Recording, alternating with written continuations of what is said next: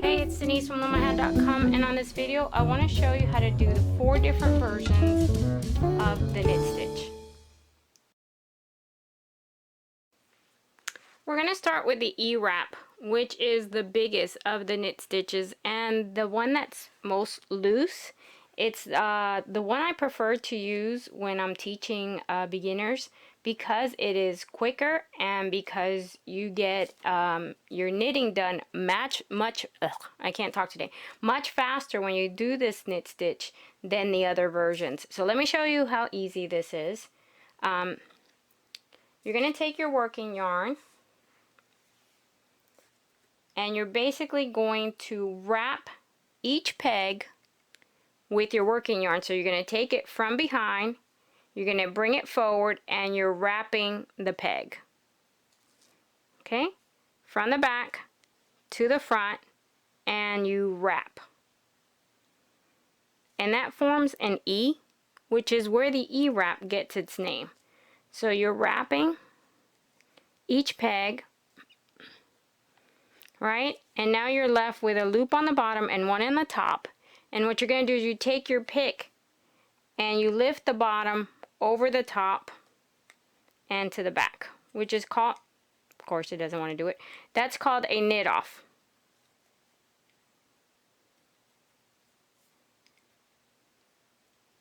That's it. That's the eWrap.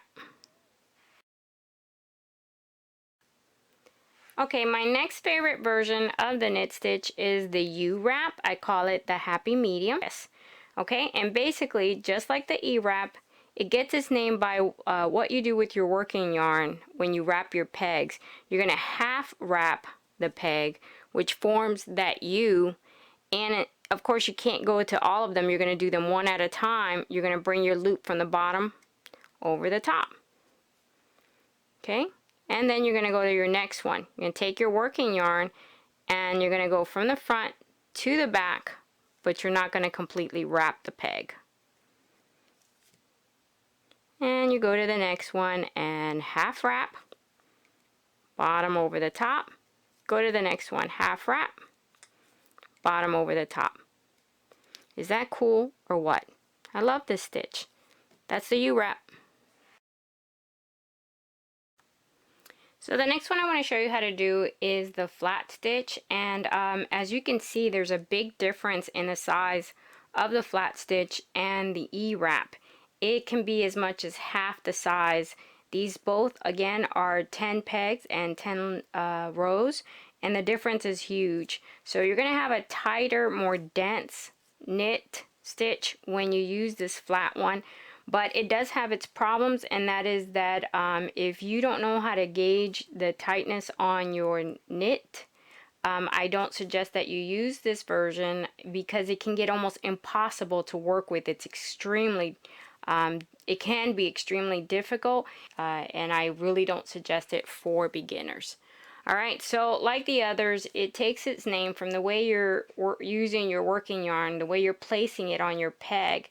And it is placed on each peg flat, and all you're going to do is you're going to put that flat working yarn over the loop that's already on your peg, and then just take that bottom loop over the top and knit off. That's all you're doing. Bottom over top, bottom over top, bottom over top. That is the flat stitch, and I did want to give you guys a look at it when you're knitting it, because it looks, you would think that you're doing it wrong, because you get this flat look here. Just excuse the other ones, it's this one up top. You see how you have like these little bumps and then a flat space here, and you get that impression that you did it wrong. You didn't. It's fine. It's gonna take its shape when you're done, and you pull your knitting, your fabric, when you pull it and it takes shape, it will look like this. So I did want to forewarn you about that stitch, because if you've never done it before, you're going to think you're doing it wrong, because it doesn't look like this immediately when you get it off your loom. Okay, so heads up on that one, and that's the flat stitch. So the last thing stitch I want to show you is the true stitch, sometimes called the classic. I think there's even a third name for it, but that's what it's mostly called.